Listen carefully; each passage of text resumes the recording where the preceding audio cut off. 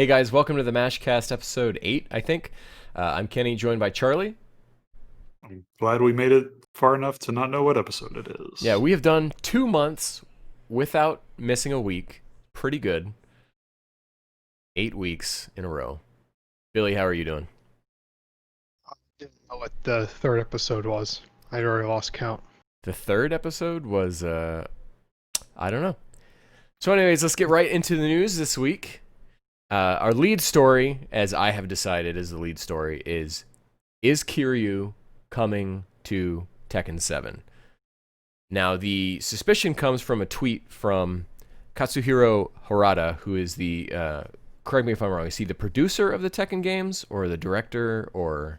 He was the director, I believe, of Tekken 7, but I think, he's in charge of, like, I think the whole, like, maybe fight game division of Bandai Namco. Okay. And Michael Murray is now the director of Tekken 7, I believe. Well, you know, the Tekken 7 DLC train keeps on trucking along, and Harada posted a tweet that said, "From the development room," in which there are a bunch of character names who I have no idea who these people are. I don't play Tekken, but I would if Kiryu was in it. But behind one of these mysterious anime boys is the restaurant. It's a real restaurant in Japan called Matsuya's. But the thing is that this restaurant does not exist in any Tekken level already. Matsuya's does exist in Kamurocho in the Yakuza games. And Tekken and Kiryu seems like they'd be such a good fit together. So people are thinking, like, are we getting a Kiryu DLC set that will be his character and a level? Most characters do come with a level. Yeah, like Negan came with the RV or whatever it was from that scene where he beats Glenn, and spoilers, and Abraham, right? Yeah, they came with, like, the RV park. Noctis came with a garage. Yeah, so there's something is going on. Geese probably came with a geese stage. I don't know. But this comes just a few months after, back in February, Harada tweeted, "I approached the board members of my company as you keep saying, Kiryu for Tekken for too long." A comment from a board member was, "I think it's more natural for Harada to appear in Yakuza games." So he's aware that people want Kiryu in this game. And he seems like a pretty sneaky guy, so I think he knows what he's doing. There are other tweets he was saying he had multiple announcements to make, and the opportunities to make those announcements publicly are diminishing as stuff gets canceled. So he's wondering if he should, stream on Twitch or come up with some other alternative to announce stuff for the game. And based on the wording, it seemed like there was more than one thing he would like to announce.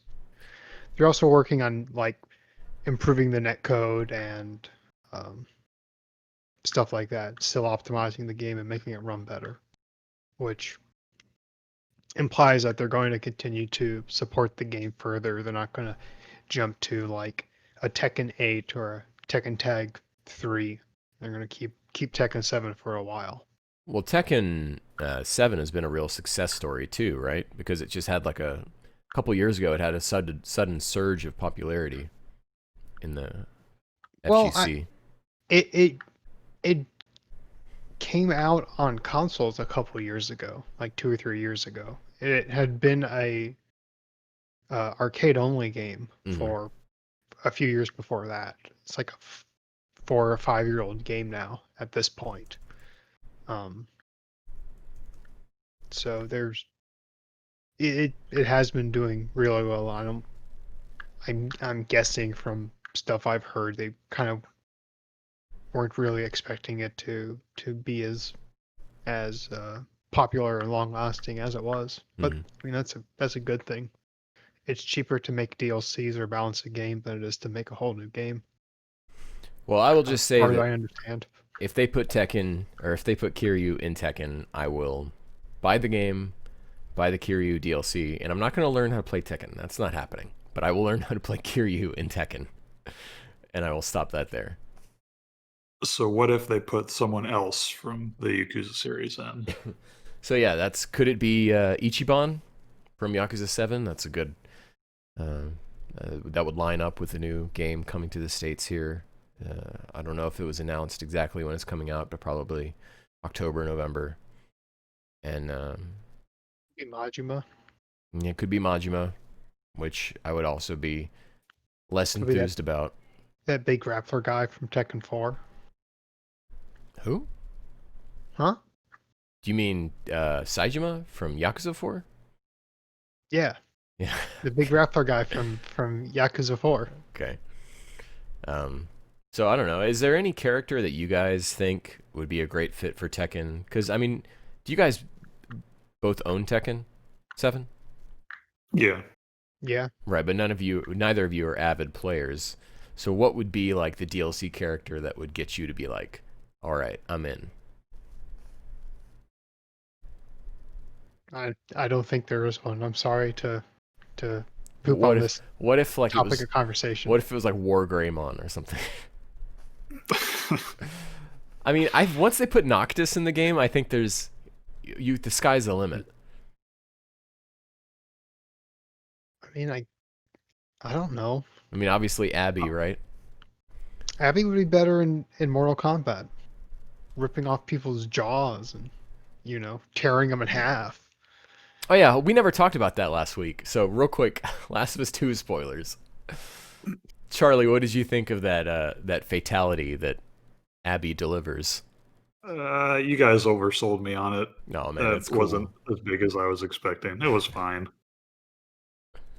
I've never seen someone get into a fist fight with someone and rip their jaw off. It was pretty rad. I mean, yes, it was. Charlie, who would be a dream Tekken 7 character for you? I mean, I'm much more of a Soul Calibur fan, so when I think of Dream Bandai Namco crossovers, I'm thinking of that series, which would just be someone from Bloodborne or Dark Souls, and those wouldn't really fit in Tekken at all. So I don't really have one. I'd say like realistic maybe would be like Tifa. Tifa. Final Oh yeah, that'd be Fantasy. cool. Yeah. Something like that. Although they've already got their Final Fantasy rep, so that may not happen.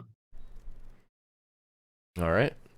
Remove Noctis from Tekken 7, put him in Soul Calibur, and then replace him with Tifa. Which is what they should have done from the start.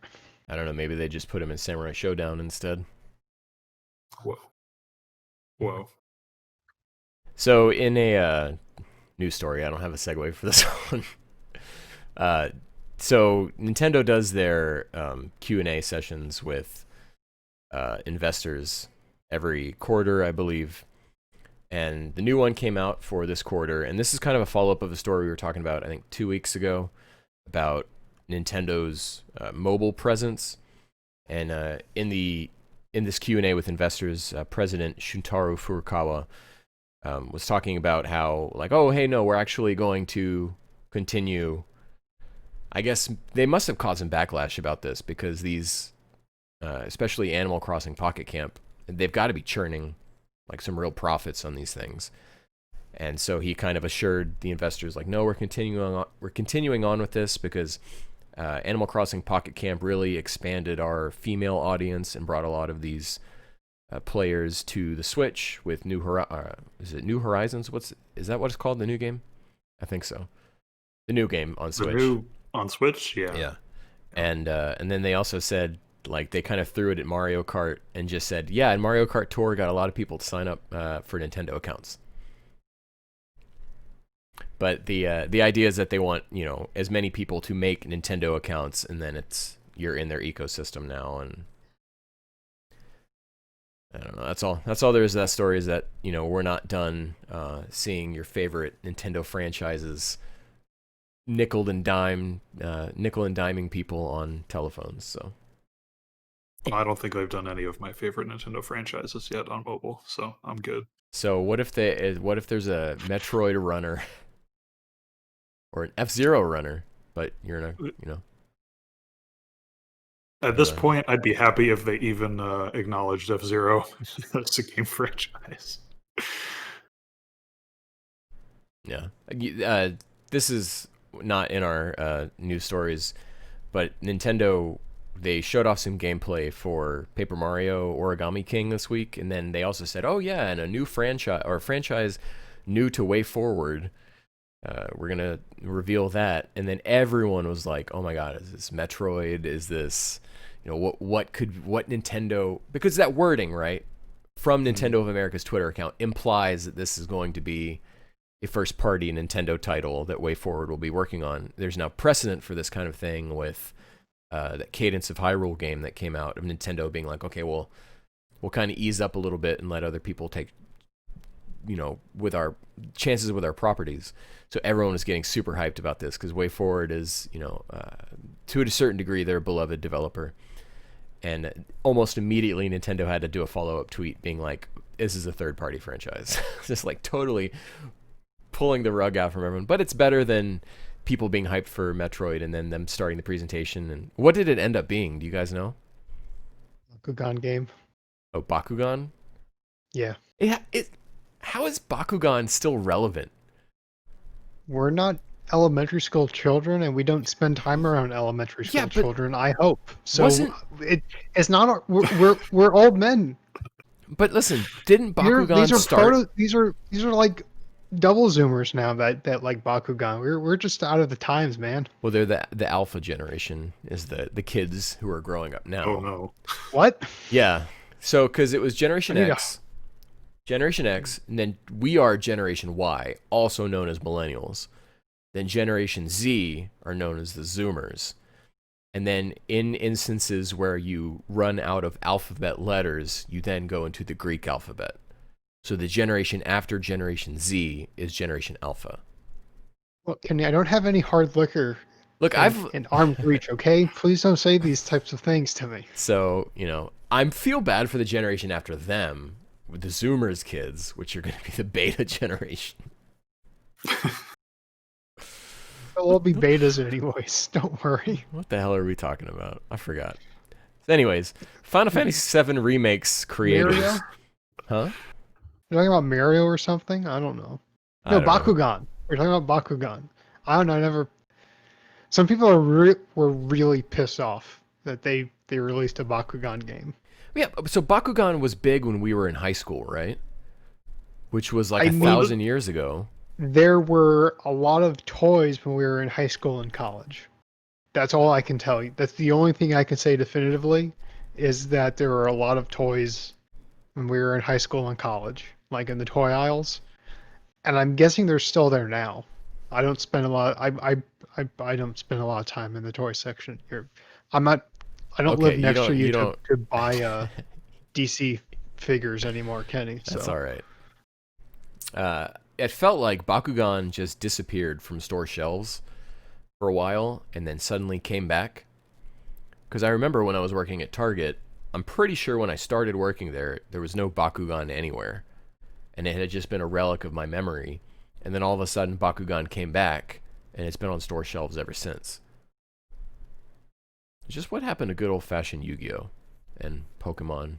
I mean, Yu-Gi-Oh! Is mostly cards. But Bakugan's is tops. Yeah, tops are physical toys that you can easily sell and put on a shelf. Cards are in card packs by the baseball cards. Sir, you can't see it. I have a Dark Raichu card on my shelf. Anyways, Charlie, I can't see it. I know. I said you can't Bakugan? See it. I literally have no idea what Bakugan is. Is it tops? I thought that was Beyblades. Maybe Bakugan's the balls that you roll and they kind of curl? Is that it? Okay. See, we have no idea what this is. Make sure you assist Charlie. We went for like 5 minutes. We had no idea. Billy and I both thought Bakugan was the tops. It takes everything I am not to say Byakugan. Or Bakuman. And then just start. Which I have up here. And then just start grousing about Naruto or some nonsense like that. I have been rereading Naruto, but we'll talk about that later. Final Fantasy VII Final Fantasy VII Remake. I haven't had anything to drink. Final Fantasy VII Remake Part 2 is in remote production. In an interview with TheGuardian.com, I don't know if they're just The Guardian or TheGuardian.com, but producer Yoshinori Kitase and co-director Naoki Hamaguchi, they talk about how, COVID-19, right, has been a big struggle for them. But they said at this current time, the team are still making the next game via remote working. Our performance will temporarily drop below 100% efficiency because of this, but I do not think there should be a big impact in the long term. So that's Final Fantasy VII Remake Part 2. They don't ever call it Part 2 in here. I don't believe so. But it is coming, which is good. It's good that they haven't, they didn't stop to work on something else, but this is the next thing in production. So. And I guess I was always wondering how quick they were going to try to turn around the rest of these, because by the sound of it, it's going to at least be 3 games. Well, so there's been conflicting reports about whether or not Final Fantasy VII Remake... Oh, man, so I don't want... Charlie, you're playing a game right now, so I don't want to talk about too much, but... I don't care. I don't care what you spoil about this game. There've been conflicting reports about how closely this game or the future games will stick to the established Final Fantasy VII story. In I think it was the Final Fantasy VII Remake Ultimania book. In an interview they say oh well, the first game was where we were going to play with your expectations, but going forward we'll be sticking closer to what you know. But then in this same interview they say the question is, will future installments veer away from the Final Fantasy VII story? Kitase says, I'm not able to tell you the answer to that now. I understand there's a lot of speculations. That's what we wanted. We enjoyed seeing the theories. We want to keep the discussion going on social media and keep excitement high as we head towards the next game, which is a total non-answer, but it's also much more vague than what he said in, and again, I believe it was the Ultimania interview. So I'm looking forward to it. I really enjoyed Part 1. I just imagine, from what people have been clamoring for this whole time, even if it does have different stuff, they're still going to have all the main plot points from the original, I'm sure. So at least the second the game difference will be how they play out, probably. Yeah. I mean, I would see it kind of just following for me, it always comes back to comparing this game to the Ava Rebuild movies, which is that the first one is really similar with some changes. Second one is mostly similar up until the third act, and then the third movie is completely different. I would not be surprised if Final Fantasy VII Remake takes that path. The only problem with that comparison is it seems like the first game is closer to the second Rebuild movie, where it was pretty similar up until the third act, and then it kind of falls off the rails and does its own thing. No, Final Fantasy VII Remake is close up until the last boss, the last set of bosses. It's the last hour of the game is what is really different. In a game that I think I don't 50-hour game. I mean, you're talking to someone who's played it, Billy, so there wasn't anything that unusual, that radically different in the first Ava Rebuild movie. Yeah, there's a lot of there's some minor some minor background stuff, and the movie was wasn't 6.5 hours long, so they cut out some things, moved it around. But what that final scene with Kaworu on the moon, the percentage that takes up of the movie is about the same percentage that all of the really left field stuff takes up of Final Fantasy VII Remake. Outside of all the times you run into the ghosts throughout the game, but that final chunk where you're doing stuff that was never a part of the original game. I guess. So, anyways, we're splitting hairs over how closely it is to an anime movie. Yeah, we just argue for pointless garbage. Hopefully, someone enjoys it. But yeah, I'm hyped. I really like that game. Charlie, you're playing it right now. We'll get into that later as well. Sure.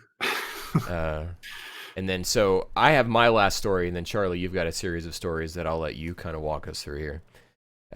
This just came down to, we were talking last time about NBA 2K21 and how there are going to be 2 versions of that game coming out at 2 different price points, depending on if you were buying the PS4 or the PS5 version, and likewise the Xbox One and the Xbox Series X version. According to VideoGamesChronicle.com, who I've never really heard of this website before, so I don't know if their sources for this story, how accurate they are.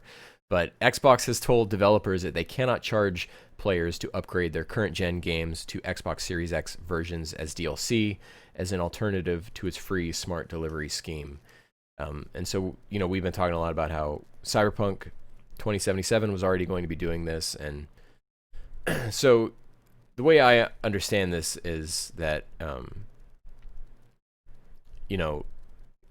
if you're going, Xbox is saying like, hey, you're going to have to, if someone buys the old gen version of this, you have to give them a free upgrade if you're going to offer that at all. Yeah, it doesn't mean that it means they can't charge for an upgrade, but they don't have to make one. Yeah. So that's probably how they continue to do. I don't think they were going to make an upgrade version. Well, they're saying that if you don't opt to support smart delivery, the recommendation is that you do a 2-game cross-gen bundle, which is one of the things that NBA 2K21 will be releasing. It's just kind of like weird to me to be looking at how this is where we are when your diminishing returns have finally hit the point that we're at now. That it's going to be a hard sell, I think, to get people to opt for a more expensive version of the game. I'm not the audience for this, right? But who's going to buy $100 version of NBA 2K21 that comes with both versions? Like, I just... They would have to be substantially different versions. Yeah. And again, yeah, you're right, because we still don't know like anything about 2K21. I mean, the only other thing I saw was the save doesn't cross over between games. So that makes me... No, go ahead. Go ahead. I didn't have anything to say other than I was like that they're different.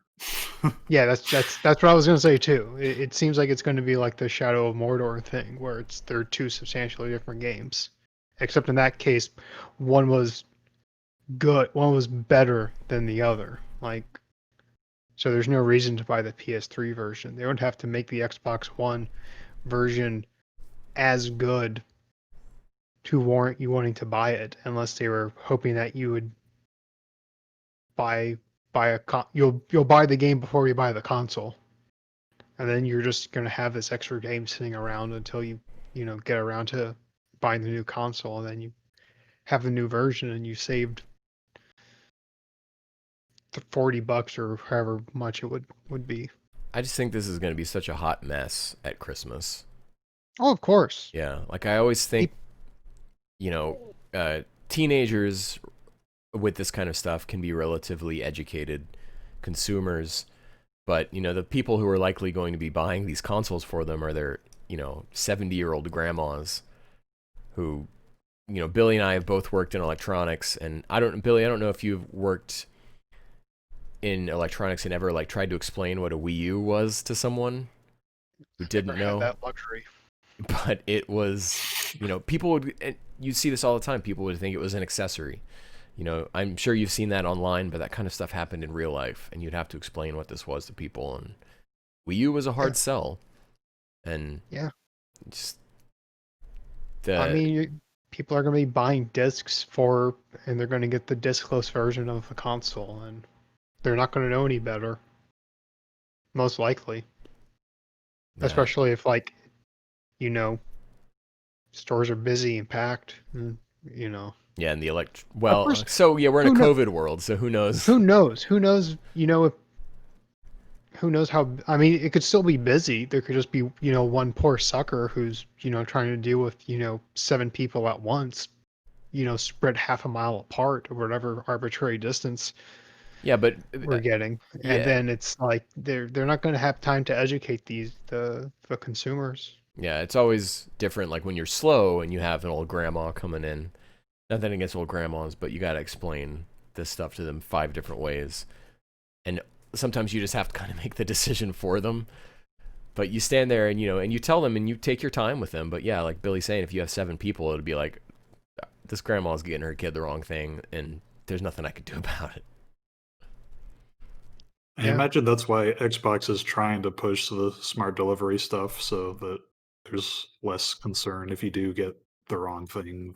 You'll need to Somehow explain that it'll to me. still I don't know work. what that is. But that's what I'm saying, What's a Charlie, smart is delivery? smart delivery will be like if I buy Cyberpunk 2077 for Xbox One, then when I buy my Series X and I put that in there, it will automatically download the required assets to turn it into the Series X version of the game. Right, that's Yeah. what I'm saying. Well, So I'm if they Billy. accidentally bought. I was thinking about pizza. Yeah, I was explaining it to Billy. So that's all. But yeah, but Charlie, what I'm saying is that if you have smart delivery stuff on the shelves, and then you have stuff like NBA 2K21, where there is both the Xbox One version, the Xbox Series X version, and this stupid combo bundle version, and you have all these different kind of concepts on the shelf, like that's just going to be a nightmare for consumers. And Yeah. that's a big enough title where stores will probably carry all 3 SKUs. Yeah. So good luck It's gonna be, to the grandmas. Shouts out to the grandmas. and good luck to the poor retail workers. No, I mean, I'm shouts out to all the retail workers, but they're not going to give a shit at all. After the 75th grandma comes and gets the wrong thing for their grandson, they're They'll going to be come like, back whatever. and yell at the manager, and But the person in electronics will just be like, whatever. I don't care. Anyways, that's all I have, Charlie. You, Devolver Digital Direct was today, huh? Yeah, it is usually the highlight of my E3 for the past couple of years when there's been E3s, and it took a little longer this time, and now I can kind of understand why with what they were trying to do. So I don't know. Did you watch it, Bill? I caught like the back half of it while I was playing Monster Hunter, so sort of. Okay. So I guess I just wanted to gauge how you felt because this one, it still had that edge, but it seemed like they were being a bit too PC? corporate Oh. in some places. Like they had Shu Yoshida come in, they had Phil Spencer come in, and I don't know. I don't know how those landed with me. So let's take a step back. I have never watched a Devolver Digital. I don't know if I've Okay. ever played a Devolver Digital game. So talk to me about what these events are usually like and how was this one different? They usually mean- are taking the piss out of E3 video game presentations. It is mocking the whole concept while still being an advertisement, while still being a soulless advertisement, is really quite great. Okay. You know, the first one they were mocking traditional press conferences and just trying to feed the content directly to you. Another one they had, what was it, the loot box coin? I think You know, so. there's a whole meta commentary on that. They're just filled with outrageous stuff. That's really trying to be like, hey, us gamers, but also very telling against the industry. So this one, they still had some of that. Well, I guess also there's a continuing storyline of 80s action movie plot lines within it. Mhm. Like the last one was very RoboCop-ish. It ended up with Nina, the main host, ending up on a table like in the beginning of RoboCop with a bunch of doctors putting cyborg equipment on her. So this one is all framed around an idea of Linda, some corporate overlord, controlling Nina, the past host, to feed content more directly to the consumers with a thread of, hey, now we got unannounced games that don't even exist that we're just going to give to you because that's what you want, right? It's just about the hype. It's not about the actual games. And then they eventually revealed they made a game about the announcements called Devolver Land Expo, which I actually played. It's technically a game because it's a first-person shooter of sorts. You got a t-shirt launching gun that you can shoot at security robots that are stopping you from getting into the virtual physical Devolver studio conference center somewhere where you would traditionally host an E3 of Devolver games. So it's like a convention center with a bunch of security robots. But it's literally just you're looking around at trailers. They're all like but it's showing around you at the same time or something. You're going from different booths to like different booths for their main upcoming games.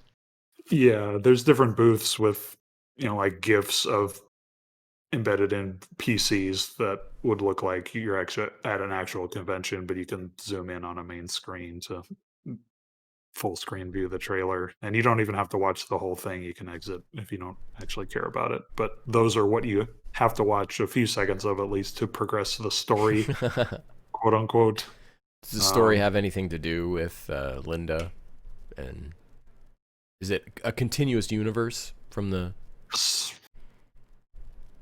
I mean, I'd say it's related. I don't think they mention any of those people necessarily, but they did have...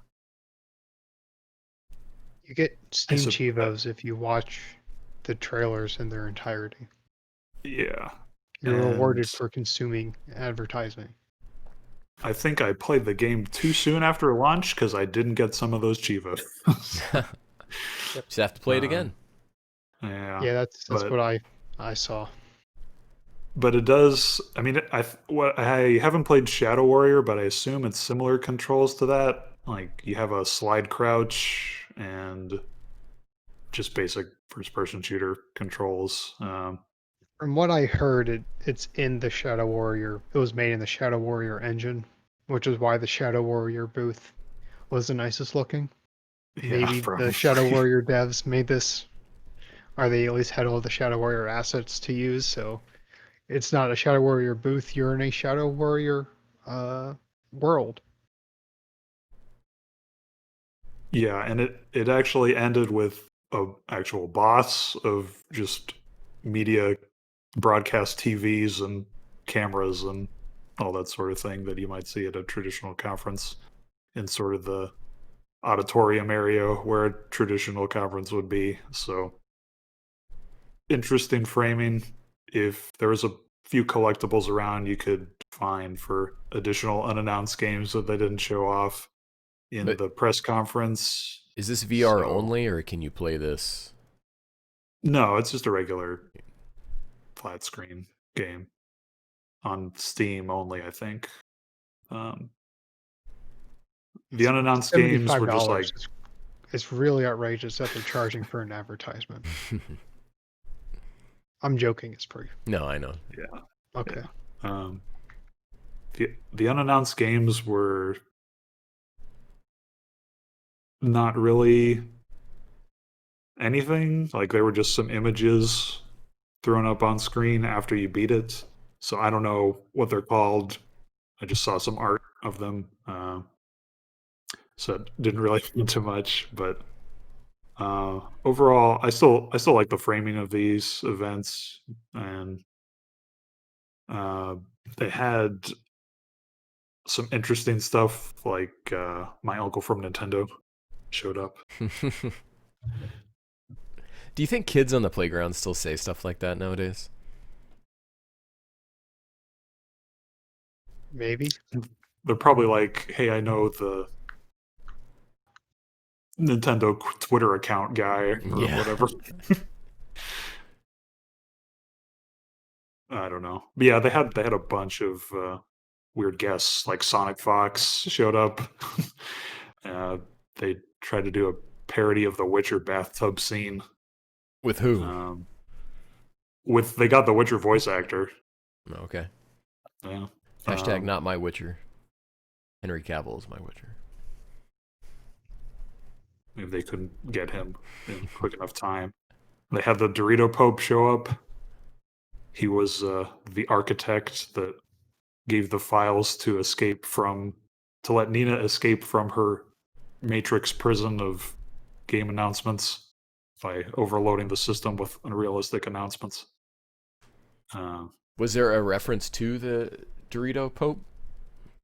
No, there wasn't. No, damn. That's just how we know him. Yeah. So, but that's the kind of stuff with Phil Spencer and Jeff Keighley and Shuya Yoshida that made me think that's probably why it took longer to get this ready. Yeah, ultimately, I really liked it. Yeah. Check it out. Check a look. That's what they say. Oh, yeah, and in the credits, after the stream, Suda51 showed up again with another screenshot of Warriors 3. No other discussion, just like a 1 second image. So I think that's what the marketing for that game is going to be. They're not actually going to show another trailer for it. It's just going to be random images until it's just released somehow.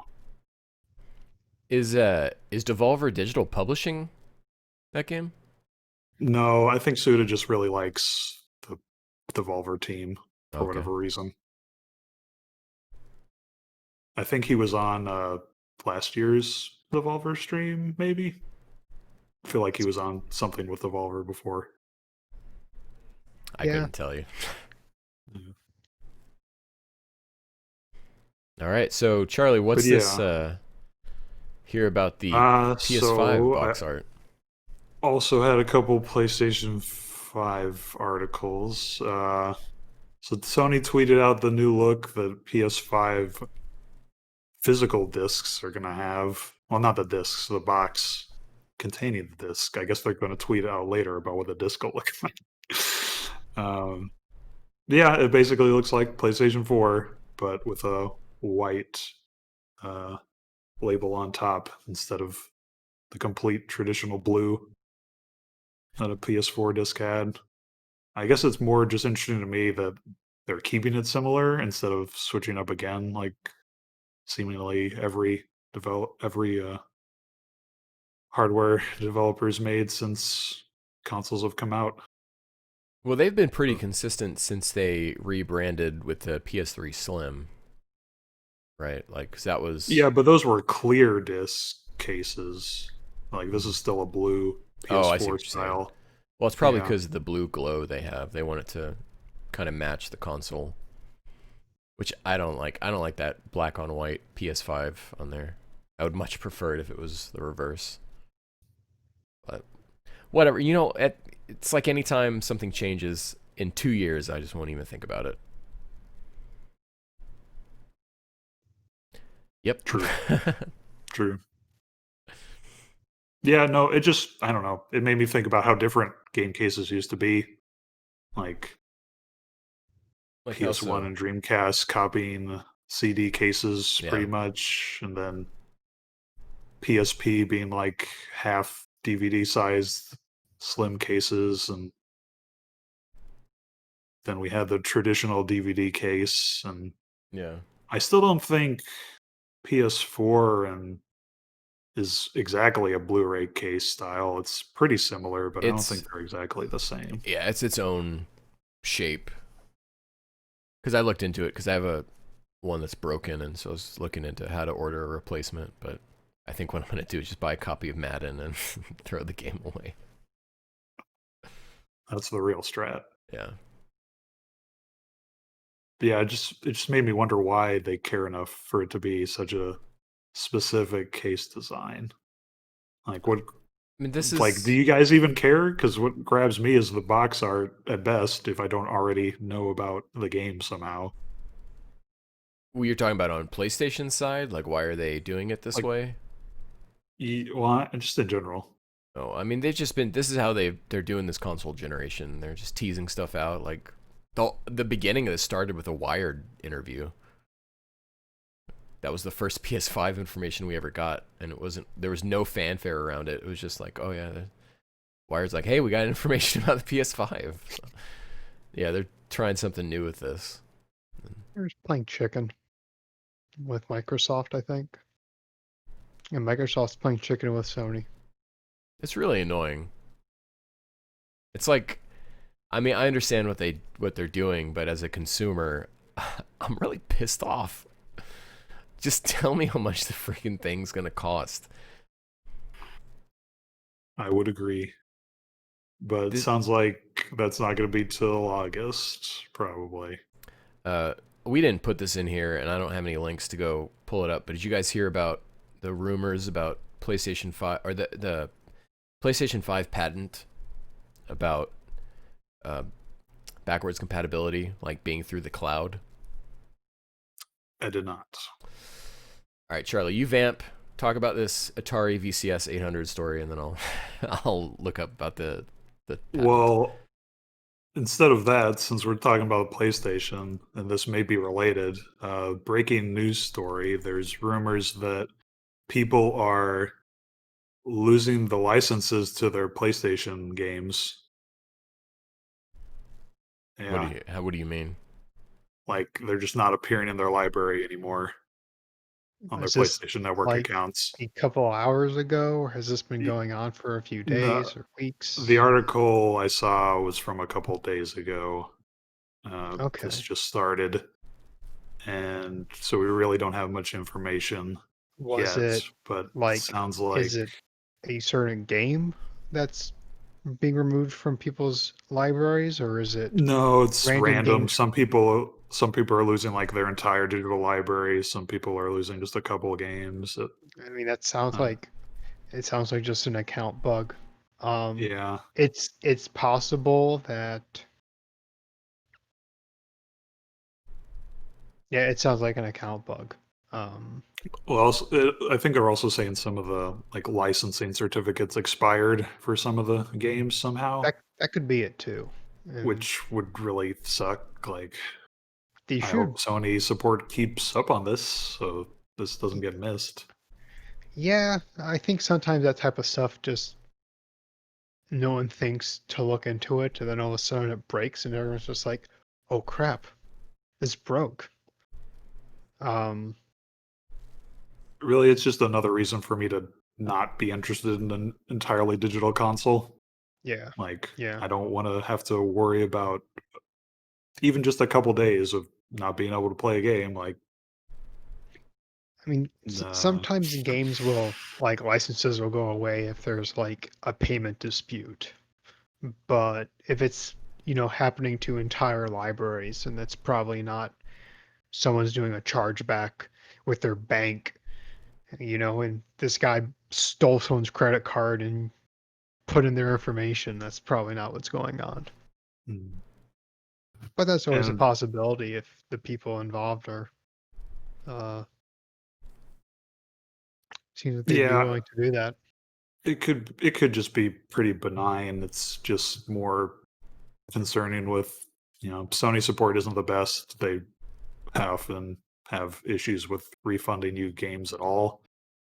So Yeah, I think I don't know what Sony's actual refund policies are. I hope I never have to worry about that. I mean, probably the official policy is we don't offer refunds, so that way they can do whatever they want. And if you get a refund or not, it's at their discretion if they want to offer you an exception, quote unquote. So So what's up, Kenny? Yeah, so Twitter user Renka_schedule found a patent that was filed recently. And it's just saying that a large number of game titles across PS1 through PS3 and various generations of game consoles can be stored and played via the cloud gaming library. It's just a bunch of BS that they're looking at. This could mean something. It could be just PS Now stuff. So we just really that's what the PS Now is already. Yeah. So we don't know if it's like insert a disc and then it will pull the game from the cloud and then who knows? This is just all speculation, and it could be nothing. I mean, patents get filed all the time. Yeah, there's a McDonald's patent. You're watching, you know, you're playing Madden and a McDonald's ad shows up and you have to stand up and yell McDonald's and then Madden will continue playing. Yeah, I remember that. It's a great one. It's one of my favorite images, is just a guy standing up on his couch yelling McDonald's at a TV. I love that picture. But the speculation goes back to that Mark Cerny presentation where they were talking about backwards compatibility, and I don't know if you guys can picture this in your mind, where it was like a big P almost, and then it was PS5, PS4 Legacy Mode, PS4 Pro Legacy Mode, but then there was like empty space below it that almost looks like you could have fit PS3, PS2, and PS1 in it. So there's... Sounds familiar. Yeah, so people are thinking like... I mean, this is baseless speculation, but could there be a possibility that they're going to unveil that graphic again, and this time it'll have... the spaces will be filled? And I guess my concern would be I don't want it to be the PS, just like accessing through PS Now. Like if you're just downloading from a cloud interface of your library, that's okay, but I don't want to deal with streaming games through backwards compatibility. Yeah, I'm not messing with any kind of cloud gaming thing. I'm just not interested in it. It's... trying to stream like Gundam Battle Assault 2 is just going to be a sad time. That's the only PS1 game worth playing. I mean, like, I think I've said this before. The only PS3 games I want to play again really are the Metal Gear Solid games. Which that entire collection is trapped on old generation hardware. Unless you have an Xbox, and then you have access to, like, everything but Metal Gear Solid 1 and Metal Gear Solid 4. Yeah. You don't even have... I can't even go buy an Xbox One to satiate and have access to everything. So, it's unfortunate. Sad times. You have a PS3 though, so you could just put it in that. But I don't want to bring it out. I don't want to lug it out to the living room, which I'm gonna have to do. Just whenever I play a flatbed truck Dead Souls, and take your PS3 and hire a crew of 20 to lift up that son of a gun and put it on the truck and move it. You're forgetting that's the option you have to follow. Yes. I don't have a George Foreman version. Oh, okay. That's why I could play. I waited until the PS3 had actual games before I bought mine. Look, I bought mine on a total lark. Okay. Total lark. I do have to thank you for buying it though, because there were like 3 or 4 games I bought before having a PS3. I would just come over to your place and play them. Arkham Asylum, Mortal Kombat vs. DC Universe, and Dragon Ball Z Burst Limit, I think, were those 3 games. No, I played Arkham Asylum after watching you complete the entire game. And that Joker bit still got me. I was still like, hell, my PS3 is breaking. Which Joker bit is that? The one where the game crashes, and then it loads up and Joker is driving the Batmobile, taking Batman into the asylum. Man, I need to replay that game because I don't remember that. It's not a Joker bit, it's a Scarecrow bit, but you play as you look like the Joker. But yeah, that Scarecrow bit made me think my PS3 was breaking. It really, having known that it was a bit. It really kills me what happened to those Batman games, because the first one was still the best one. Arkham Knight was not a bad game, but it was like just Arkham City but worse in every way. I'd say the flying mechanics were better. Moving around felt better. But yeah, at the cost of Batmobile parts. Yeah. When I went into playing Arkham I Knight, like the Batmobile. I like that. Being able to, exit out at any point and go straight into a glide or zip back into it. It felt really smooth. I like that. I hated the Batmobile battles that you had to do, like against Red Hood or what. This is spoilers. Arkham Knight. Yeah, spoilers for like a 2014 game. And then when you have to do those like Riddler races, I really hated those. They were okay. Yeah. But there was like you had to do some of them, and I think the last one you have to do, I don't know how many times it took me, but it's been a long time since I rage quit a game, but it was almost. The final boss was basically a Batmobile boss section. Is that the part where the whole From what I city's remember. poisoned and you're? Yeah. Yeah, I hated it. Yeah. Yeah. I still like Arkham City the best. I think Arkham Asylum had too much repetitive boss fights that weren't really unique other than Scarecrow. That is true. I understand But that criticism of it, but the Metroidvania framing around it was definitely better for sure.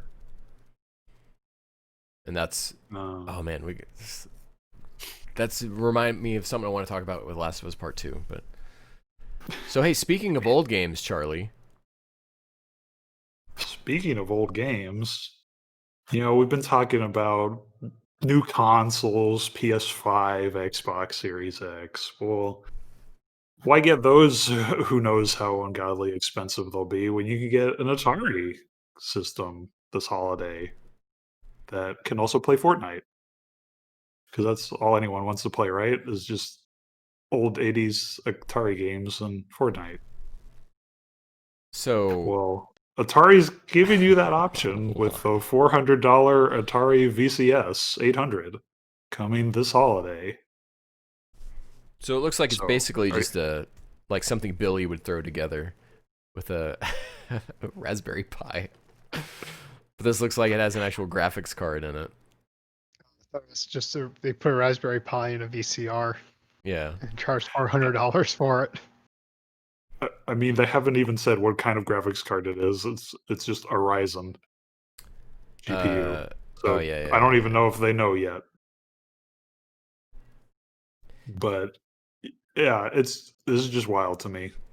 I like seeing new competitors, but Atari's been kind of a mess the past few years. They made most famously a speaker hat, where you could play music from a speaker in the brim of your hat. That apparently this console will work with. But that's pretty much what the Atari brand is right now. Is almost quasi scams. There was a period of time where Atari was publishing the Dragon Ball Z games that were coming out here. Oh, really? Yeah. Wow. It was first. It was first Infogrames or Infogrames or something, and then I think Atari bought them, and then for a long time, I think 6 or 7 years or something like that, Atari was the one publishing Dragon Ball Z games in the U.S. And then Bandai Namco took over and said, "No, we're just gonna do it ourselves." I assume a contract ran out, and they saw how much money these games were printing and said, "Why do we need to go through them?" So it's wow. Okay, well, what if I told you all future Dragon Ball games will be exclusive to the Atari VCS? I mean, so did I already review Kakarot on the show? But Kakarot is basically as Dragon Ball Z of a game as you can get for a Dragon Ball Z game. So I've played the best. I'm done. After Fighters, which is like peak, like fighting game, Dragon Ball Z game, and then I always have Budokai 3 HD, and then I played Kakarot, and that's as Dragon Ball Z as you're gonna get. So no, I'm good. I'm saying this now, but I don't need another Dragon Ball Z game ever until Fusions 2 comes out. And if that's Atari exclusive, Charlie, well, we got some choices to make. I gotta figure out which kidney I gotta sell.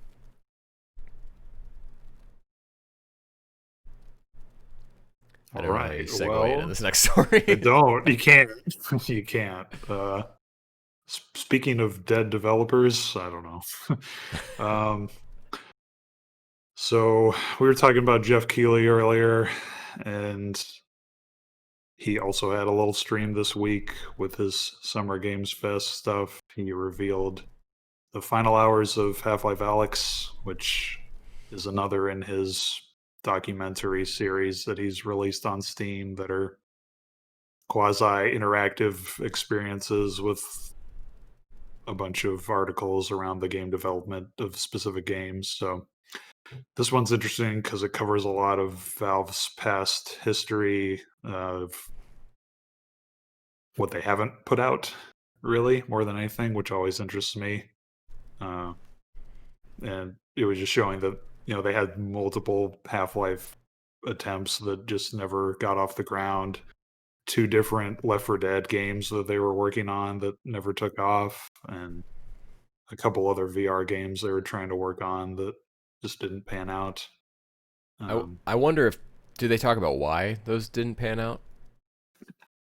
I mean, most of it's just either it wouldn't work for the VR design they were trying to go for, or interest was lost because Valve's corporate culture is around the idea of just work on this project if you feel like it, kind of. And I think they also mentioned that they've realized that doesn't really work. So I don't know if they're going to drastically change that, but it sounds like they're trying to be a bit more focused now. The team said they are interested in doing more Half-Life now since they know Alyx was a success and they have to worry less about being afraid of a new Half-Life game. And they also said there's another VR game that's been worked on for the past couple of years that we don't have any info on, but could be coming out soon. So Portal 3, man. No, that's what I thought at first as well, but I think from what they've talked about, Portal just doesn't work in VR, just from the momentum that you get from the normal Portal puzzles.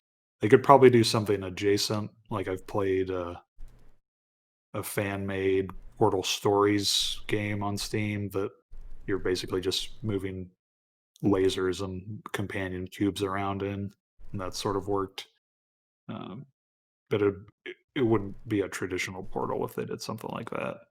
That's so crazy because I think like Portal 2 is a genuine perfect game, and it's just so sad that they can't follow up on that. I think Charlie's talking about they couldn't follow up in VR.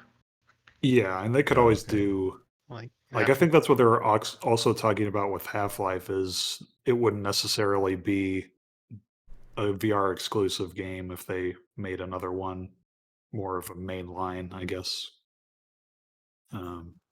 Yeah, they could always go back to a Portal 3. I don't know. It wasn't really clear on what their interests were beyond doing more Half-Life. So personally, I'd want another Left 4 Dead, but sounds like that's not happening. Team Fortress 3, and you don't make it free to play. We get a good 2 years out of it before they start adding hats back in. Make it free No to play. way. That comes with a hat. You have to buy a hat to get the game. And it's the Atari hat. Whoa. Whoa. I miss it all the comes glory full days. circle. Team Fortress 2. Idling on a laptop running that game. Yeah. So you can get that documentary for $10 on Steam if you want. Seems like a bit much for me, but it's got some game elements if you want. Some 3D maps you can explore Valve's office in, and some puzzles and that sort of thing thrown in there. I don't know. You know, it's funny. I always think like, what does Jeff Keighley do? Like, where does he lives in a nice house, and it's like, how does what does his money come from? And I guess it's this and all the hosting gigs he used to do. And then I'm sure he does probably take a pay cut or a cut of the pay from Game Awards and stuff such as that. But Yeah, Jeff Keighley's a cool guy. Is this thing in VR or is it as a regular documentary?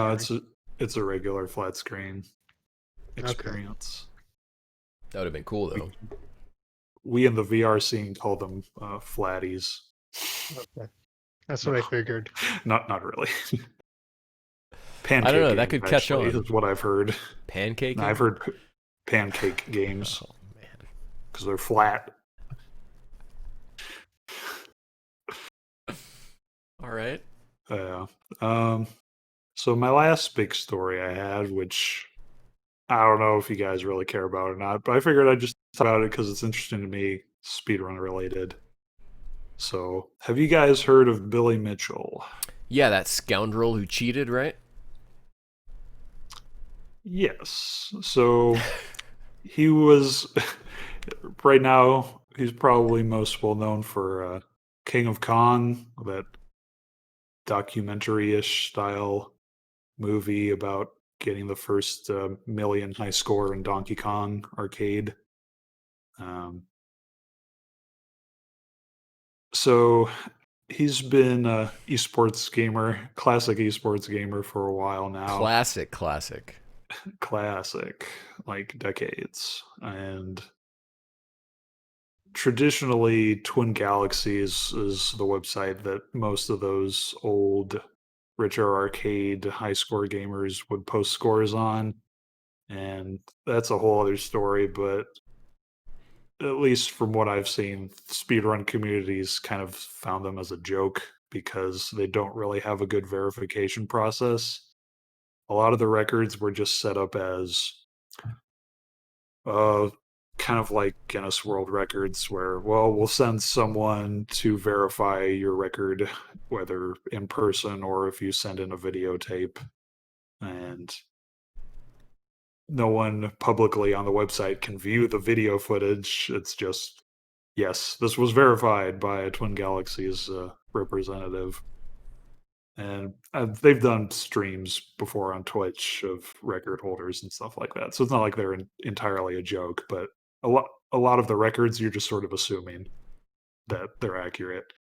And so what happened with Billy Mitchell in 2010 was he went to some local convention and did another Donkey Kong score to try to reclaim his glory because in at the end of King of Kong movie he lost to his main competitor Steve Wiebe on getting the first. Oh, actually, I don't think that's right. I think he got a million, and then Steve Wiebe beat him. So he came back around 2010 to try to reclaim it. Eventually, did, and got a record posted on Twin Galaxies. Then around 2018, the speedrun community and others on Twin Galaxies started to get a bit more questionative on, hey, these records don't necessarily make sense, especially with that one from 2010 with Billy Mitchell, because it actually had a streamed footage that you could watch publicly, and people started getting suspicious because it looked like he was playing it on a MAME emulator and not an actual physical arcade machine. And the reason that's questionable is because even though it looked like he was still playing the game fine, I'm not disputing that he has some sort of skill in this game because he's shown enough attempts in person that he is decent at Donkey Kong. I just think maybe pressure got to him or something. And emulators, you can have a save state that could affect the RNG of Donkey Kong levels, or you could get a better enemy pattern to get more points because there's just a limited number of stages. So the reason they could tell this was through one of the loading screens. The way those were being processed looked very similar to the main emulator of the game. And so people started getting questionative. Eventually, Twin Galaxies reviewed the game stream and disqualified him and actually removed all his records from the leaderboards. And he eventually sued them for this act because that's Billy Mitchell. Okay. He later went on to go behind their backs and get Guinness World Records to reapprove his scores because Guinness World Records had a partnership with Twin Galaxies. So he basically bypassed them to get someone from Guinness to approve them, which don't trust Guinness. They're not. Yeah, what's their approval board look like for this? Or how Yeah, knowledgeable I are don't they? know. I don't know how their approval process works, but from what I've seen, especially with speedruns, because they post speedruns on some of these, that it's either outdated or inaccurate a lot of the time.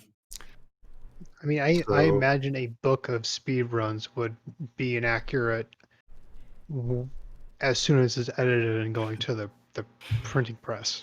exactly.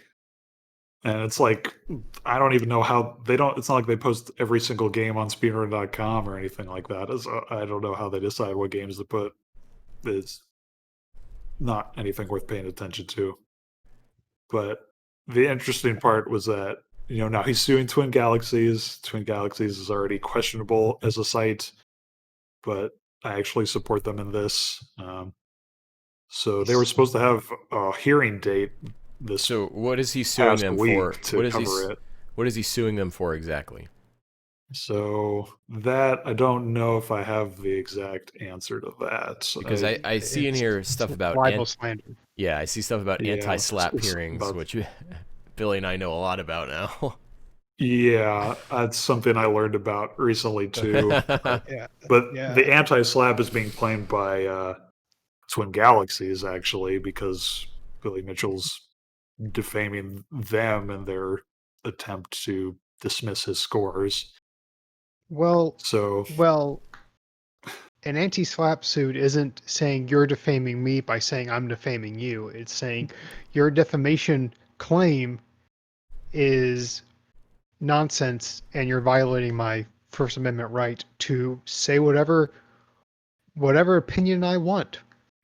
And you are just trying, well, to be more specific, you're saying you're trying to use a lawsuit to limit my participation in the public space and my right of free speech. Mm-hmm. That's what yeah.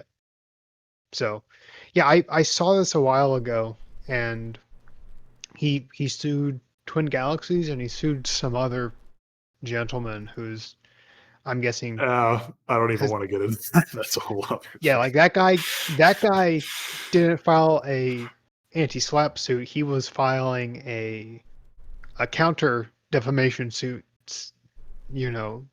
That's a different beast altogether. It was some guy who I'm guessing is a harsh critic of Billy Mitchell. And he was like doing a GoFundMe for a countersuit, which is not a anti-slap suit.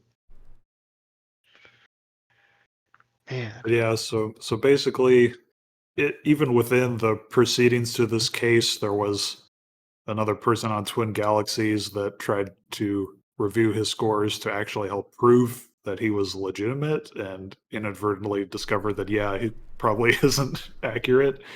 But in doing so, Billy Mitchell kind of called him up and basically threatened him to sign a statement saying that it was inconclusive and that he would sue him if he didn't. So there's a whole big mess going on with this guy. The hearing was supposed to be this week, but got delayed till October 16th because the judge probably has no idea about how any of this works. So I just find it fascinating how terrible and exhausting this can be for wasn't a there person who is a hot sauce inheritor. Is he really? Yeah, he has like a hot sauce chain. He should just stick with hot sauce and not worry about Donkey Kong. wasn't there one of those? It was a racing game that someone claimed they had a high score on, and it was physically impossible for them to have the high score based on Mhm. how fast the game ran, unless they the alignment of the planets, affected a sunspot, which caused the electrons to move just a little bit quicker in the machine. So Something crazy like that, right? It's the Maybe. human element, actually. Hmm? It's the human element that allows you to do that, Bill. I don't know if you knew, but if you can't physically or virtually through video prove your skill, you just have to predispose your human element to people. But yeah, it's interesting because that guy, which kind of was that's a whole other story, but that founded the speedrun scenes distaste of Twin Galaxies because of that specific guy, Todd Rogers, who actually was the referee for Billy Mitchell for that 2010 score, which is why, see, it's all related, man. Yeah, I knew it was related, and it was really interesting seeing people. I don't remember if they were bringing out like oscilloscopes and stuff. It was they were going pretty hardcore trying to prove that it's physically impossible for someone to have gotten this high score Yeah, in I this mean like that. game where I think you're just slapping the A button to rev up your engine, and it's like a drag racing game, I believe. Yeah, that game Probably was called called Drag Racer. Dragster. Close enough. Pretty close, but yeah, it was basically I think just left and right and an A button to switch gears, and you were just doing a drag race down 100 meters or whatever. And Omni Gamer in the speedrun community basically reverse engineered the game and put it through pretty much every different state that you could possibly make with every frame because it's that short of a game. Normally that would be impossible to brute force, but because it's only like a 6-second high score time, that's feasible enough to just check every single frame what inputs you could do on that frame. And he figured out that, yeah, that score that Todd Rogers put up was not legitimate. And so that was kind of the start of this whole mess of disproving ancient esports gamers' high scores. That's so insane. That's where I got into it, and that's also where I left it because I was like, "Oh, that's cool," and I never looked into it afterwards. Yeah, it's fascinating.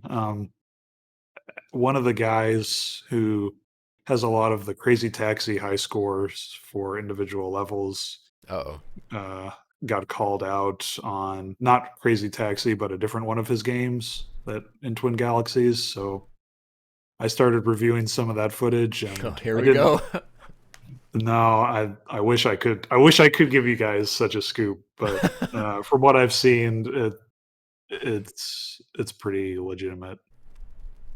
Because that was all done back in like 2001 when Dreamcast emulators weren't viable, and all that was recorded with a camera off screen. I mean, So I could he guess have there's like a? potential he could have spliced something, but not from what I've seen. That would have been. Could have used like a Game Genie or something. Yeah, altered code. Because it was super easy to pirate on the Dreamcast. I don't know if there's a Game Genie. Charlie, I think Game you Shark. need to There's re-review that footage. There's Game Shark stuff you can do with Crazy Taxi, but from what I've seen, nothing to suggest that. Not give you an extra 10 points every drop off or anything. Just enough that you wouldn't notice it. Not yet. Criminal Minds. You gotta. I'm not willing to get into a potential lawsuit. We'll say anything like that. Well, here's the Save thing. that for after we cut the Here's- stream. Here's the thing. I don't think so. You're in Texas. You can say pretty much whatever you want about a public figure, and they'll have to prove you're lying, like that you're knowingly lying about it. So I could say whatever garbage I want about any politician, and as long as they can't prove I'm actually lying, I can say whatever I want. Yeah, it's called malicious intent. Well, that's something a little different. There's like, I don't want to.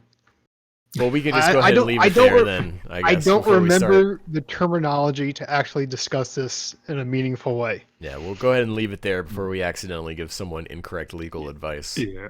and are held accountable. Basically, I mean, we're this just is giving a our to be opinions, so. continued story. Okay. So, Charlie, what have you been playing this past week?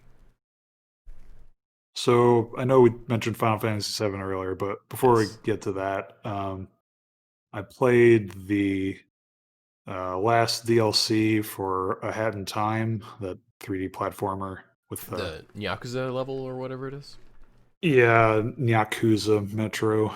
It's like cats in a Yakuza-esque setting.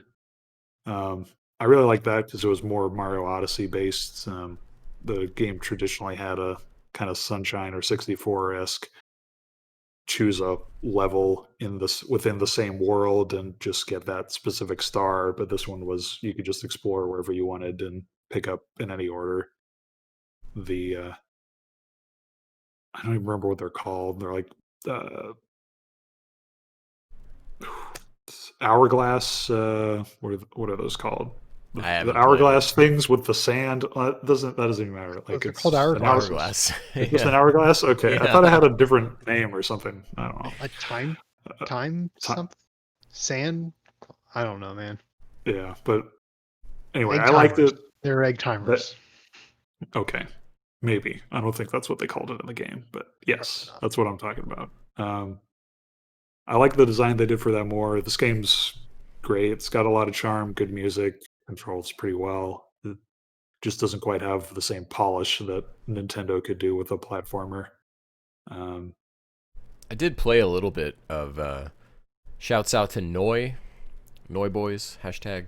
Back at KamehaCon in 2019, he had his PC with him, and I was like, oh, hey, can I play a little bit of Hat in Time? 'Cause it's pretty cool. It was fun. I enjoyed it. yeah, I enjoyed it too. I'm interested in whatever they do next Yeah. because I like that game.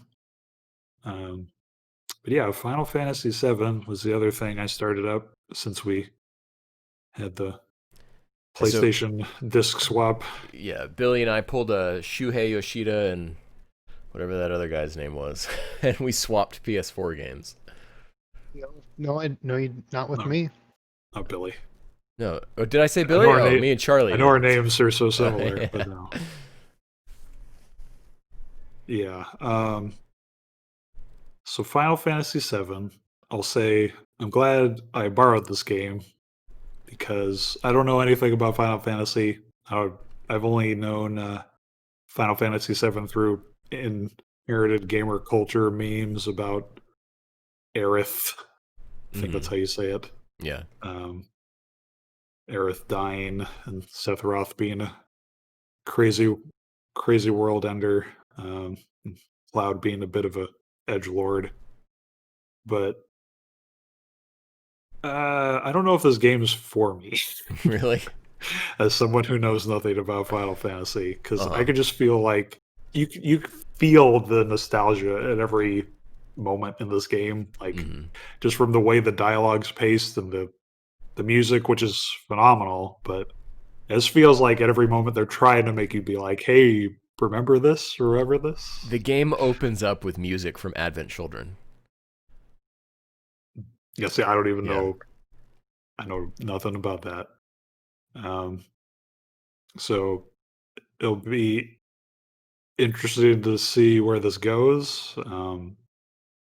Obviously, I've heard what we talked about earlier was it going off the rails a bit at the end, and it knowing that it's a remake in the plot to an extent. But How I far are guess you? I just started chapter 6, so I got out of the what was that? So Mako Reactor Cloud, 5, right? Or whatever it is, it's or just about to start that. Yeah, okay. Cloud, Tifa, and Barrett went on the train that they had to jump off of because they got detected, and there was a little subway section Hmm. you were running through. You have to follow So Stamp's nose. yeah, Yeah. What do you think of the but gameplay? Oh. so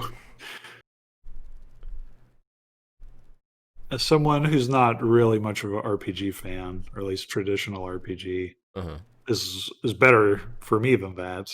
But I also don't really have the timing down. on just when to block or dodge. Mhm. Like, especially when you have like 10 enemies on screen at once that you're trying to deal with, it's hard to gauge reaction of when to know to roll. Also, just the fact that sometimes even when you roll, the enemy hitbox is way bigger than you would expect, and Yeah. it can still hit you, even though you're in the middle of a roll away from them. So pro tip: just don't, unless it's like you have to hide behind some part of the landscape or whatever. Just don't bother with it. Use block instead. Yeah, that's kind of what I've noticed. I just started doing the counter move, whatever that's called, um, which doesn't seem to always work either. Hmm.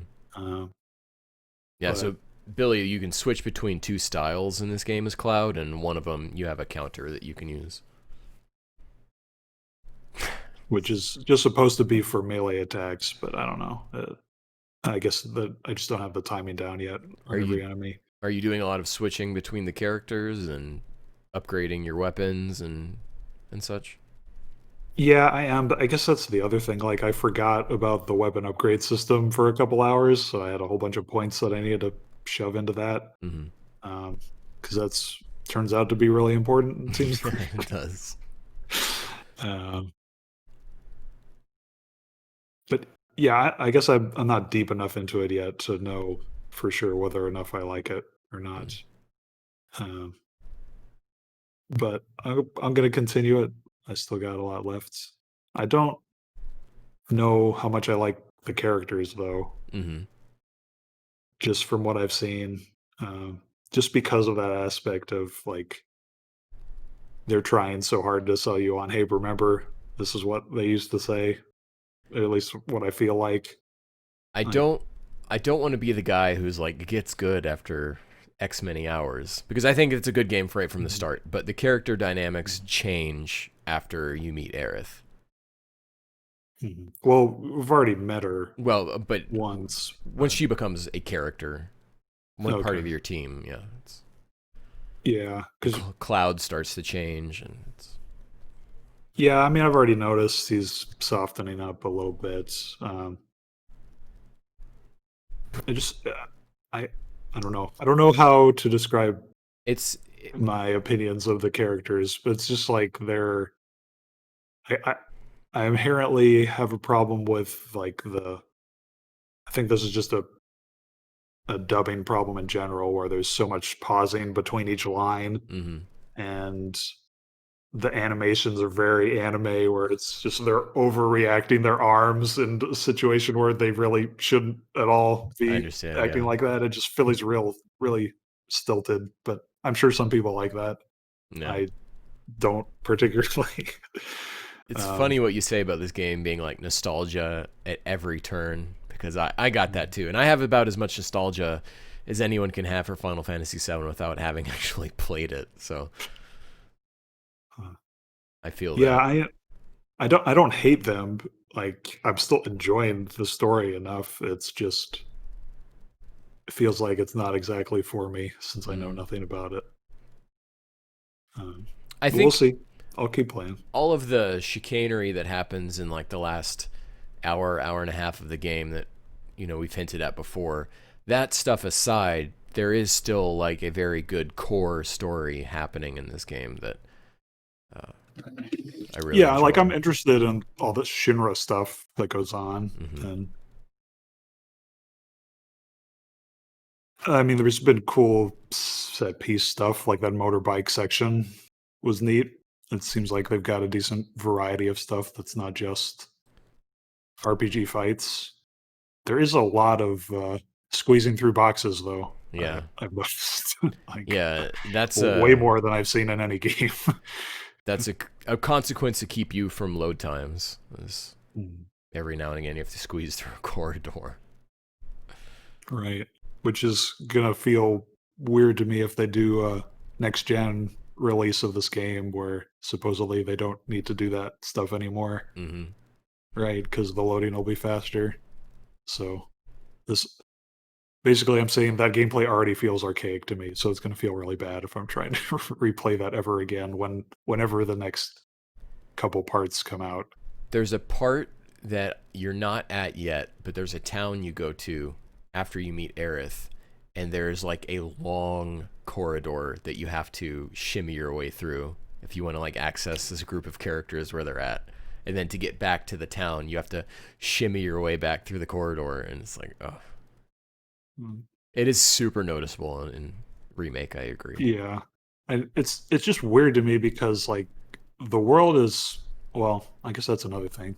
So it seems like this isn't a big deal, but the PS4 version, well, I guess that's the only version, but at least the base PS4 that I'm playing on, it seems like the textures aren't loading in completely. Like they look kind of blurry a lot of the time. Which, I mean, whatever, it's not a big deal, but it's really weird seeing that in contrast to the really high resolution character models. And especially when you compare that level of detail to like just the level design, it's very like just Japanese traditional, everything's very grid like and boxy, and you can't interact a lot with stuff, but it seems like it's very high detailed. Just I've never really liked that about Japanese games. I saw someone playing on a professional PS4, and some of like the doors just had garbage textures. So I don't think it's you. It's the game. I saw that it was a frequent complaint for some people, but on my PS4 Pro, it did happen, but it wasn't something that was like always happening. So like that, the door in the hotel or your motel didn't look bad. There were some doors that looked bad. I couldn't tell you exactly which doors they were, but I mean, is it the same door every time? Probably. And so it's just that door's texture is garbage. Yeah. But it's like, it's right at the start of the game. You just went through this nice area, you know, all these nice visuals. You get to your hotel, your motel room, and then you look at this garbage door. Yeah. It's like straight out of the PS2, and you're just like, man, how about that? Yeah, it's so weird. Especially like I think it was a mistake playing this game after Last of Us 2 because that game just looks so beautiful, even on a base PS4. And this one's gotten a little bit of problems because like I heard so much about how beautiful this game looks, and it's like, well, it's almost there. There's a part, you know, it gets beautiful after X many hours, but there's some stuff that's really impressive later on. Yeah, I mean, like I said, the set pieces have been interesting. I like the whatever that overarching platform in the skybox is called, and The pizza. just the general, yeah, the pizza. Should I get a pizza tonight? Yes. Okay. Do it. What was I saying? I don't know. The pizza. This is like, more interesting, man. yeah, just there's interesting stuff in this game. It just seems like it's not. I don't think it's as great as people are claiming it is. As someone who has no knowledge of Final Fantasy. Yeah, see, I mean, I still have when I went into this game, I still pretty much knew the basic plot beats of Final Fantasy VII, and I've seen Advent Children multiple times. And I played the first two Kingdom Hearts, so I was pretty much already a Final Fantasy VII expert going in. But I'm really interested, especially as you get into some of the late game stuff, and the ghosts start involving themselves more. How you're gonna feel about certain things. I still think that the core story, even though this game is like, yeah, it punches you with or attempts to punch you with nostalgia at every turn, I do think that, for me at least, it didn't detract from the experience. But I'm very interested to see if you see this game through to the end, which I won't. I'm not gonna be upset if you don't, so don't feel like you have to. But if you do see it through to the end, I will be interested in your impressions. I'll be upset if you don't finish the game. I haven't touched. I'll do it for you. Okay, good. You better. You been playing anything else, Charlie? No, that's pretty much it. I am excited though for next week. Super Hot developers showed they're finally releasing their expansion for the game, Mind Control Delete, which is kind of a roguelike or roguelite. I always get it confused. But basically an expansion to the base game. If you own it already, it's free. So If you next week. paid for the game, it's free. If you got the game free from like Twitch Prime or something like that, the expansion is not free. Oh, well, That's fair. okay. Be clarified. That's fair. If you have given us money, we'll give you this expansion for free. Like, yeah, fair. Billy, what have you been playing? Super Robot War for the Right. most Okay. part, Yeah. because Thought you'd wrap that up. I'm playing through like I'm doing the story decisions I haven't done yet. Okay. I would have played Gundam, but that's only out on the weekends. So, and then there was a new Monster Hunter fight that is continually kicking my butt because I'm bad and I don't have the materials to upgrade my equipment to handle them. And also I'm bad. Is Steven not playing that game anymore? Can he not co-op it with you? I don't think Steven's playing it, but I have hunting buddies that I play with, and I don't think they are in the mood to carry people as much. So, or actually, the problem is I work really late, so Yeah. when I get on, they're getting off, or they're tired and don't want All to right. carry some baddie. So Yeah. that's it. So is Monster Hunter, is that kind of like a raid where you have to be a certain level of equipment to defeat the new Um, monsters, or kind of.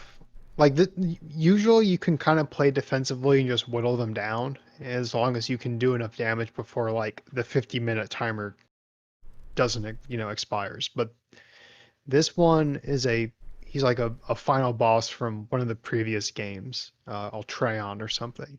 And it's a big black dragon that controls all the elements.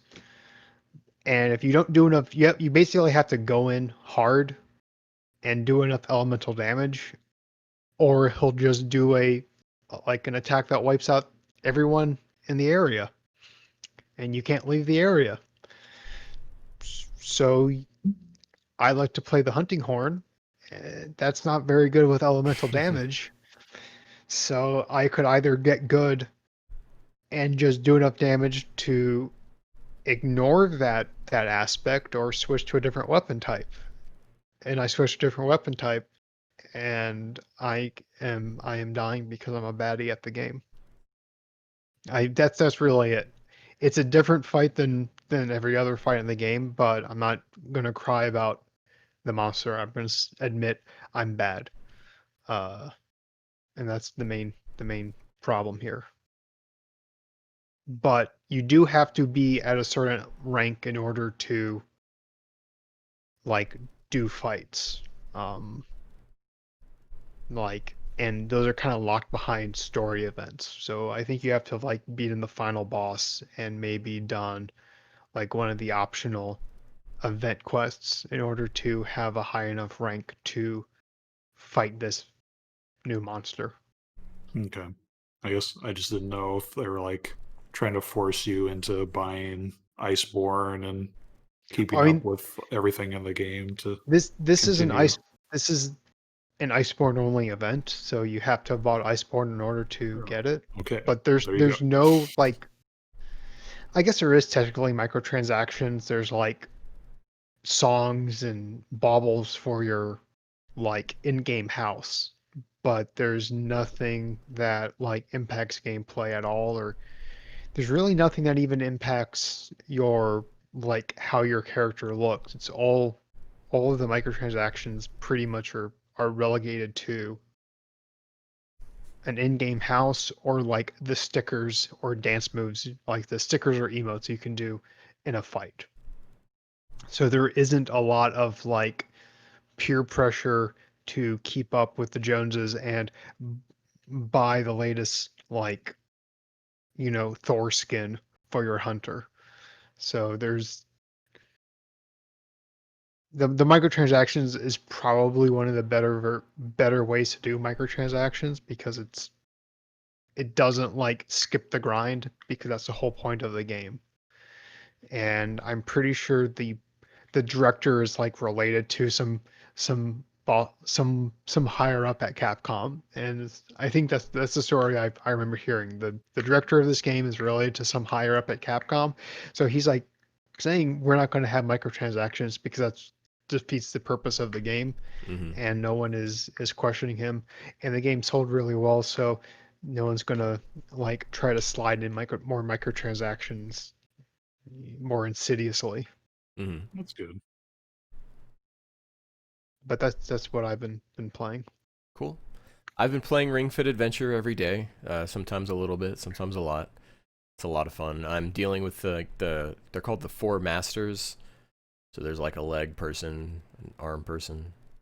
You'll be dealing with them for a while. Oh, cool. Cool, because they look like they're straight out of like Skyward Sword or something. Like a lot of characters in this game look like they're straight out of Skyward Sword. I could see that. Yeah. For sure. I switched the game to Japanese. I don't know if I said that already. And sounds like the lady from Kuda. But it's fun. I can't recommend it enough. Just to be able to do something during the day. So I wanted to ask you about that. Yeah. Have you ever felt like the ab defense is working? Your abs at all? No. Because I've never gotten that to do anything. Like I've tried to read up on like what people do during lifting and squats about like you're supposed to be like expanding your stomach out and tightening your abs like at you're the same pushing time. a poop out. Yeah, or something. Like it doesn't do anything though. I don't know. Maybe it's just not long enough. I don't know. Yeah, I don't know. It's never. It doesn't get any better. They tried to introduce other ab type stuff, and none of it ever did anything for me. Yeah, you'll work your abs by doing like curls and stuff, but I'm not exactly sure what the ab guard is really supposed to do. But I've also been playing Last of Us Part 2. I am right before Seattle Day 3 in Ellie's campaign, so I'm in that flashback part where I think that is... So spoilers for everyone. I think that's the part where she finds out that she was going to be the cure, and Joel lied to her. Okay. The game is totally a different experience playing it myself versus watching Eris play it and basically speedrun the game. Being able to pick up all the different... so I'm trying to platinum this game, so I'm trying to get all the collectibles, and so I'm using like the echolocation to pick up where the items are and things. I'm on a no dog kill run, but other than that, if there's no dogs in the area, I'm wiping out every human being there, because I have almost all of the combat accessibility options turned on, so that this game basically turns into Uncharted. And it's really fun playing it that way. And are you doing the one where you just, when you lie down, you're invisible? So I wanted to, but this is something I noticed when Eris was playing it, is that whenever you have that turned on and you go prone, it lets like this really annoying hum. Like, and so I turned it off because I couldn't take the hum is super annoying. And when you have it turned off, there's no hum when you're in prone, so. I did have it turned on in the area where the dogs were, where you first encounter the dogs. It doesn't, so invisible prone doesn't work on dogs because they can smell you, and it's not unsmellable prone, it's invisible prone. But I did use it so that I could throw bricks to get the dog away from me, and then I could just maneuver around the humans. But now that I'm trying to remember based on what I've seen played, I think I'm past the dogs for a while now, so I will be turning it back off. There's not that many dogs that you encounter in the game. Yeah, it's only like maybe 4 or so combat sections with them, I think. There's a good chance that I missed a lot of collectibles in this area. So since this is my canon Uncharted run of Last of Us Part 2, when I do have to go back and I am chapter selecting these areas, those dogs are going to have to die for me to be able to clear out the area. But that's all right, because that'll be a non-canon encounter, and I'll headshot them. They won't feel a thing. But for this run, I'm trying not to kill any dogs. But I'm pretty sure it means I'm missing a lot of collectibles. Like an RPG, What? as in a lockable. Oh, I don't think so. I mean, you have incendiary ammo, but It would just be Yeah, I cool for don't. you to like have two, Abby have two chain guns and just start running. I'm trying to think of. Hmm. I mean, I say every game that comes out is trash. Is it a Zone of the Enders game? No, then it's trash. Like that's my thing. I'm just trying to think of ways to mock this game that would make it interesting to me. yeah, it's like you had fat Nathan Drake in Uncharted 1 through 3. Why can't you have, you know? But I guess That's it's not problematic the nowadays. tone. Yeah, I know. But I'm enjoying it. I think some of the early stuff in the game was a total drag. The open world part of Seattle, I thought was really. Of course, so the way I'm playing it, I'm trying to do everything in my first run, and so part of that's on me. But I thought the downtown Seattle stuff was kind of a drag. I don't necessarily love how open all the areas are.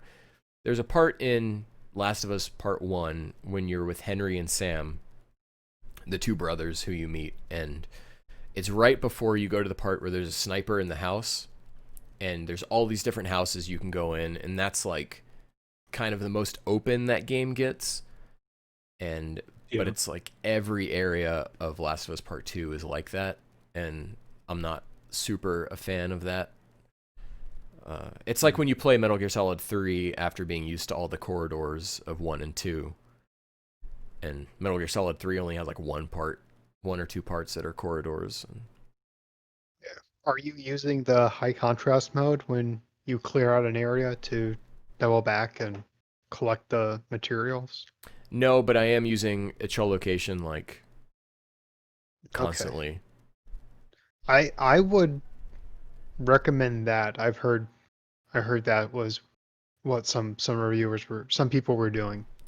I mean, They play through the area pretty much as is, and then they double back with high contrast mode on just so they can find everything. I think when you beat the game, and you can go back and do like story chapter select and encounter select. I'm pretty sure it'll tell you how many collectibles you have left in each area.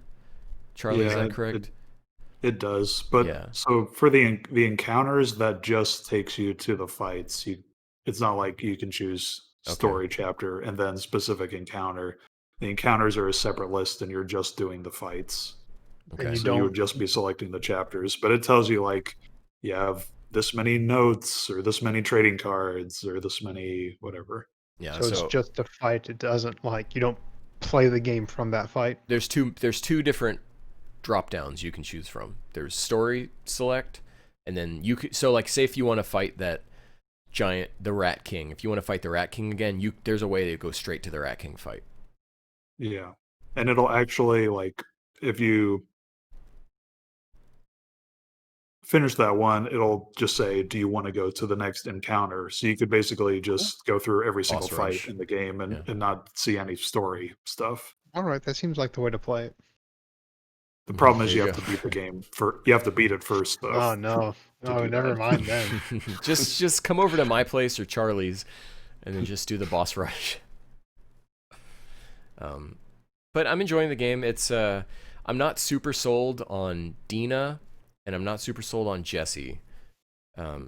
So like the reason why when you start this game that you care so much about Joel and Ellie is because you spent all of Last of Us Part 1 as with these two characters, and then starting this and it's like Dina and Ellie are already in an established relationship and already have at least 3 years of backstory where they were friends or whatever together, and I don't necessarily feel like that comes through so much. I mean, they call each other babe, and I feel like I should believe this relationship more, and I don't necessarily. It's like, but maybe that's the point. Is I'm supposed to feel like these are pale imitations. There should be a hole in my heart from having Joel gone. I wouldn't say that at all. Yeah. I mean, have you been reading the journal? Mm-hmm. Yeah, and that's really cool. Is all the journal stuff, and she's like doubting herself, and I shouldn't have said that to Dina, and Mhm. Yeah, I mean, I feel like because they do that on the flashbacks too. Yeah, I that's feel really, like really cool. I feel like you get enough of that experience to have Dina be believable. They Re- definitely don't do a lot of depth to her outside of that initial Seattle Day One yeah. because she's left to be in the theater, but But that I don't first know if it needs to flashback, have more. that first flashback with the crowns and stuff takes place after you've already played the bulk of your time with Dina. So it's like I needed to believe it when I was with her, not necessarily retroactively. It's I guess. I'm past the worst of the game. I think. I know there's some pacing issues once you start playing as Abby in the beginning, but Seattle Day One was just God, So that's so really weird kind because of that was boring. one of my favorite parts for sure. I thought I was gonna like it, but then I was just because I'm trying to 100% this on my way through it. So part of that's like I got the trophy for exploring all of downtown Seattle, and so that's on me. But we talk a lot about Last of Us 2 on this show. And I'm sure whenever Billy does the boss rush, then he'll come and be like, okay, well, all right. Still trash, but I enjoyed it. I don't know about that. So I caught up on Boruto, and I started. It's so good, it made me want to go back and read Naruto. And so now on volume 8 of that, I'm just starting the part where they start fighting each other after the Forest of Death. I thought I was going to like the Zabuza stuff a lot more, but I felt like I just wanted to get past it when I was reading it. It's like when you're watching Yu Yu Hakusho and you know the Dark Tournament is just a couple episodes ahead, and you're like, I kind of just want to get to the Dark Tournament. But then you get to the Dark Tournament, and it's not as good as you remember because it's kind of just a lifeless series of fights. IMO, but I'm in the minority on that. And I'm like, I want to get to Sensui and Chapter Black instead because that's the JoJo stuff of Yu Yu Hakusho, but I mean, I enjoyed most of Yu Yu Hakusho. I don't think I'd want to skip anything of that. In college, Steven and I we watched the what's it called, like the Tournament of the Three Kings or whatever, like the final storyline. And Steven and I sat down and we were trying to watch that, and I don't think we ever finished it. It was just not. It was like the Dark Tournament, but just even then, not as good. No, yeah, that final one seemed a bit rushed for sure. Now, Charlie, have you been watching Digimon? Digimon Adventure : Digimon Full. No, I have. I've seen the first episode. That's it. So the first 3 episodes are really well animated, right? And then all things in context, right? Context is king, to quote someone from Star Trek Discovery who, spoilers, in the context, right? The coronavirus happened and they had to shut down production, but then they resumed production on it, and you get to episode 4, and I mean, you guys both know how trash the animation was in the original show. It was like I was watching an episode of the original Digimon Adventures. I mean, you're talking about like, what's his name? Kuwagamon, or his Japanese name is Sneemon or something. You have him, and it's just like the one still image of him just like moving across the sky. And oh yeah, that's right. I've been watching. Ooh, man. Let's talk about something interesting. I've been watching Turn A Gundam, and there's a scene where there were some robots that were just just they took the cells and they just dragged them across the frame. It was wild. so I take it this is before they started CGing all the background robots. I think this was like the last one. Like the eye catch is CG of Turn A Gundam's head, but I'm pretty sure this was like the last one that was fully hand drawn. What was the Seed okay. was the one where they started using CG, and I still could never get into Seed. I watched Seed like before I watched the original Gundam, and it felt derivative. And it was weird because I didn't know what it felt derivative of, but it felt derivative. It felt And then I derivative watched. of Scryed. It felt derivative of a show I had not watched, which is Yeah. really something special. And maybe I was just tainted by everyone saying it is a knockoff of UC Gundam, First Gundam. But man, it. I watched that and I was like, oh yeah, this is a show, original Gundam. But it's cool. I'm somewhere into it, like 15, 16 episodes in. Oh, so you're watching it now? Yeah. Oh, okay. I'm surprised. I Turn A. would have expected. Oh, Turn A. Okay. But I already you've watched watched all of C and C Destiny and C Yeah. I haven't watched Parallel the Universes. I haven't watched like the Seed side stories. I've heard good things about them, like Mhm. Astray and Stargazer, but I haven't watched those. And I haven't watched like the Seed Destiny special movie or like movie compilation, which apparently changes the stories. It changes the character point of view somewhat. Mm. Neat. Yeah. The speaking of coronavirus, Uh-oh. the Gundam Build Fighters Re-Rise, the latest episode of that came out after a hiatus due to coronavirus. Was the animation less No, than apparently ideal? apparently that show is almost all hand drawn too. They're Mm. making a point of doing that. And it was mostly a kind of a character flashback explaining why the main character is a mopey sad sack. Which is nice because he's been a mopey sad sack for about 18 episodes, and now 19 episodes in, and we're just like, oh, okay, this is why he's been the way he is. You got to the Sasuke flashback chapters. Yeah, but this is a good show. Now, I'm not saying Naruto is a good show. I think it's a good Okay. manga, but It's neat because it starts off and you think it's just the kids playing with plastic robots because that's the premise of the story. The kids are in some MMO that they can freely leave from, which is always a novel concept. It's not like like someone's stuck in it, yeah, people aren't stuck in there like like the dot hack dot hack sign. and sword art, right? Yeah, it's not like that. It's they can freely come and go from their MMO, but Or they're in Digimon. yeah, they're in an MMO and they're playing with plastic robots. And so, you the classic meme of, oh, look at the cool robot, and the Gundam is shooting a laser that says war is bad over the head. And that's not the point. The point is ignore the war is bad. It's, oh, look at these cool robots. Although the real thing would be the robot is shooting the war is bad, and then over that is buy our toys. And that's the real message that is going over everyone's head. It's just an advertisement, man. Yeah. No, it's pretty good. I like it. If you want a nice, cheery, lighthearted Gundam adventure, if you want to watch a Gundam and not have to worry about how much war is bad, you can watch this show.